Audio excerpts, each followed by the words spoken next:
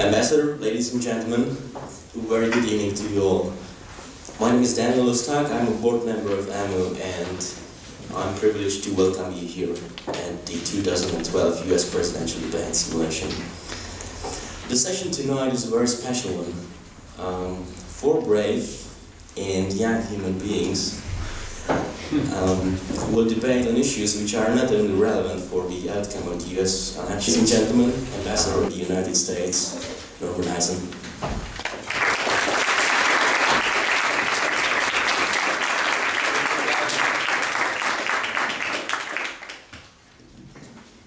Dobrý večer, vážení kandidáti. Dobrý večer, dámy. With that, I will now invite Petra and Karolina to the podiums, please. And we will begin with foreign policy. And Bruce will be asking the first question. Okay, this first question is pulled from the forefront of today's news. US President Barack Obama has stated clearly that Iran will not be allowed to have a nuclear weapon, period. Can you just as clearly state how that possibility can be prevented?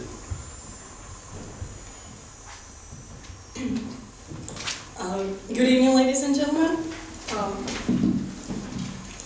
The issue of Iran having nuclear weapons is a significant threat for the world, and the United States should be the one who keeps the eye on world security. Good evening, ladies and gentlemen. Thanks to the American Center for having us here. It's my honor to be here and speak here today. As our president mentioned today, and he has mentioned it before, we do not accept Iran having nuclear weapon.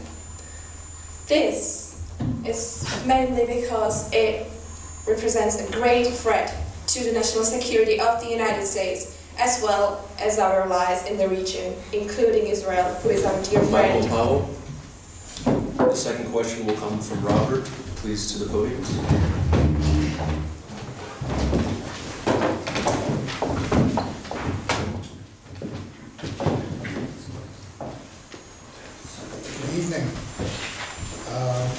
U.S. policy, as I understand it, opposes the construction by Israel of settlements in territory considered to be occupied by Israel and the property of Palestinians in the West Bank.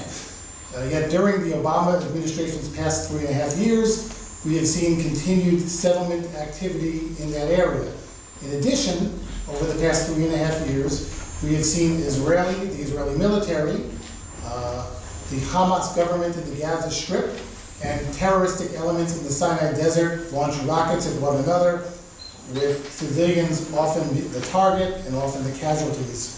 In light of all this, would you consider the Obama administration's Middle East policy to be a failure with regard to the Middle East peace process? Michael. Thank you very much. Welcome all of you here. I'm glad that you could come. Thank all the organizers and all the people involved in this wonderful debate. Yes, I would definitely say that Obama's administration foreign policy in the Middle East is a big failure, especially with regard to Israel. I think he's been not loyal enough to our friend and to our best ally in the region. And more importantly than that, I think that he wasn't active enough. That he shied away from meetings with Bibi Netanyahu, and when he met with him, he just kept repeating these old platitudes about the need for mutual understanding, stuff like that. But there never really was any real initiative that would push the peace process forward. He never said any brave statement of any sort. Either stop building settlements, or keep on going and crush Hamas, whatever. But he never showed any real leadership in this sense. And I believe that is a mistake, because American president should be a leader in terms of our relations with Israel and in terms of the Middle East policy. Independent and environmentally friendly. solid rest of this world won't make us any of that. You need to make one short statement, so you're basically hoping to make us energy independent by taking oil from Canada. How does that work exactly? We'll now close out the third section. Bring everyone individually for a 30-second closing statement. We'll start with Carolina, please. In this debate is the Republicans over and over trying to use fear alone to drive their campaign. A fear of Russia, fear of peace with Israel, between Israel and Palestine, fear of taxes, fear of abortion. The system was actually like that. There were like 3 members of the jury, each had 1 vote, and the audience had 2 votes altogether. So the winner of the audience vote takes 2 votes, even if the difference is like by 1 vote or whatsoever. So I'm now ready to declare the winning contestant. It goes to Democratic Party for Paul Russ.